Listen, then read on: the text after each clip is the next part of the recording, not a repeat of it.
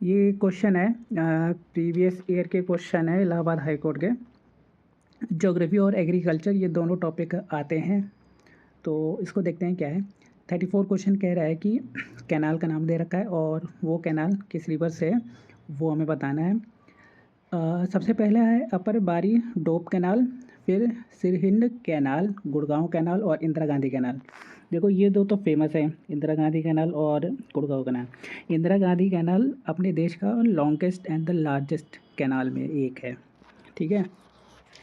और गुड़गांव कैनाल से नाम समझ सकते हो, ये हरियाणा में होगा, ठीक।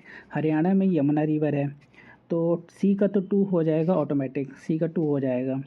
इसके बाद इंदिरा गांधी कैनाल अगर जानते होंगे तो ये राजस्थान में है और ये सतलज, रवि और ब्यास 3 नदियों से मिलकर बना है। एक एक पॉइंट हम देखते हैं। सबसे पहले अपर बैरी डोब कैनाल के बारे में।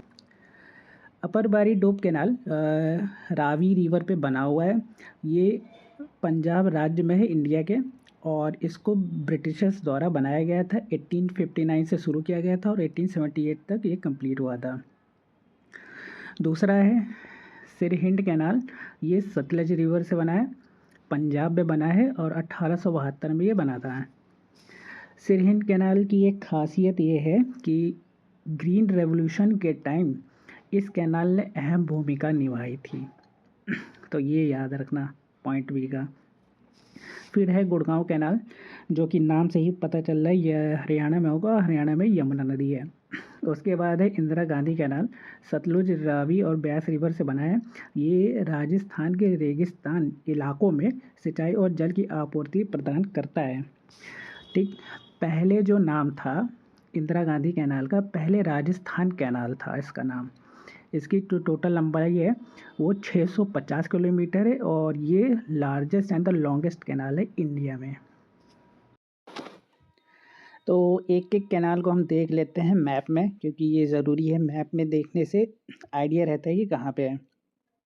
अब ये देख सकते हैं कि ये अपर बारी डोब कैनाल है, जो कि पंजाब में स्थित है, और ये कुछ इस तरीके से कैनाल दिखता है।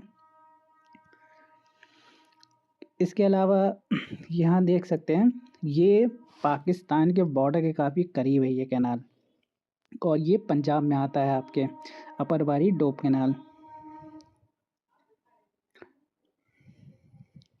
ठीक। और इसके बाद हम नेक्स्ट देखते हैं। नेक्स्ट है हमारा सिरहिंद कैनाल। ये हमारा है सिरहिंद कैनाल, और इसको आप देख सकते हैं ये हमारा पंजाब प्रांत में आता है, यानी पंजाब की स्टेट में है और चंडीगढ़ के काफ़ी करीब में है ये। तो इसको जूम आउट करके आप देख सकते हैं पंजाब वाले एरिया में ये सिरहिंद कैनाल आता है, जो कि सतलज रिवर से बना है, और ये ग्रीन रेवोल्यूशन के टाइम इसने अहम भूमिका निभाई थी। इसके बाद नेक्स्ट है गुड़गांव कैनाल। ये देख सकते हैं गुड़गांव कैनाल है, ठीक। गुड़गांव कैनाल कुछ इस तरीके से आपको दृश्य देख सकते हैं, इस तरीके से कुछ दिखता है। ये है हमारा कैनाल, जूम आउट करके आप देख सकते हैं। तो नहर जिसको हम बोलते हैं, कुछ इस तरीके से ये है गुड़गांव कैनाल, और ये हरियाणा में स्थित है। ये देख सकते हैं, फिर दिल्ली के काफ़ी करीब पड़ेगा ये आपका। इसके बाद नेक्स्ट है इंदिरा गांधी कैनाल। इंदिरा गांधी कैनाल हमारा largest and the longest canal है। ये देख सकते हैं इसका ज़्यादातर काम यही है कि रेगिस्तान इलाकों में सिंचाई और जल की आपूर्ति करता है ये। तो इसको जूम आउट करके दिखा देता हूँ। ये कैनाल है हमारा, ये देख सकते हैं, ये है इंदिरा गांधी कैनाल हमारा जो बना हुआ है। और इसकी जो लंबाई है कुल 650 किलोमीटर इसकी लंबाई है, और इसका जो पहले नाम था वो राजस्थान कैनाल था। इसके बाद नेक्स्ट क्वेश्चन है 36, जिसमें कॉटन क्रॉप के बारे में 2 स्टेटमेंट दे रखी है, इनके बारे में बताना है कौन सी 2 स्टेटमेंट सही गलत है। पहली स्टेटमेंट कह रहा है कि कॉटन मोस्टली खरीफ क्रॉप के अंदर आता है, और दूसरा कह रहा है कि कॉटन को चाहिए कम से कम 50 से 75 सेंटीमीटर एनुअली रेनफॉल, यानी बारिश हो। तो पहले तो ये देख लो खरीफ क्रॉप होता क्या है।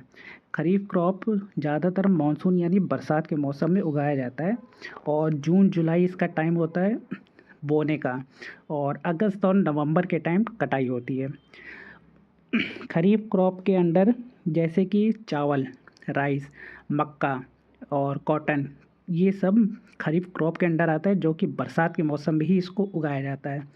तो पहला और दूसरा स्टेटमेंट सही है, तो ऑप्शन ए इसका राइट है। नेक्स्ट है, दो स्टेटमेंट दे रखी है, असर्शन और रीज़न। रेड सॉइल के बारे में कह रहा है कि red soil denotes the second largest soil group of India, और सेकंड कह रहा है कि red soil surrounded the Black Sea in the south east and north direction. मतलब कह रहा है कि लाल मिट्टी भारत की दूसरी सबसे बड़ी मिट्टी के समूह को दर्शाता है, और वहीं लाल मिट्टी काली मिट्टी को दक्षिण, पूर्व और उत्तर दिशाओं से घेरता है। यहाँ पे देख सकते हैं कि ये है इंडिया का मैप, और रेड सॉइल के बारे में हमें कहा था। तो रेड सॉइल यहाँ पे पिंक वाले से और डिनोट कर रहा है, और रेड सॉइल और येलो सॉइल का अलग कलर होता है। तो हल्का सा जो डिनोट कर रहा है ये है हमारा रेड सॉइल, जो आपको पिंक कलर में, अब तो यहाँ पिंक कलर में देख सकते हैं, ये हमारा जो एरिया आता है ये पूरा रेड सॉइल के अंडर में है।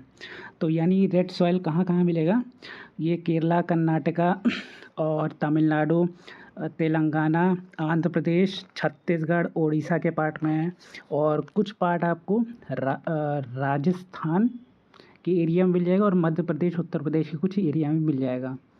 जो कि पहला स्टेटमेंट हमारा क्या था, सेकंड लार्जेस्ट है। तो ये बात सही है, क्योंकि आप यहाँ देख सकते हैं जो लार्जेस्ट में दिखेगा ये ब्लैक वाला दिखेगा, और सेकंड लार्जेस्ट हमारा ये वाला है। इसके बाद कह रहा था कि जो हमारी लाल मिट्टी है वो काली मिट्टी को दक्षिण से, उसके बाद पूरब से, और फिर उत्तर से, ईस्ट का पार्ट ये है, और ऊपर नॉर्थ से। तो अगर तुम देखोगे कि तो पूरी तरीके से रेड सॉइल ब्लैक सॉइल को कवर नहीं कर रही, क्योंकि बीच में एलुवियल सॉइल हो जाती है। इस साइड रेड सॉइल है नहीं, तो इधर का पार्ट पूरा खुला हुआ है।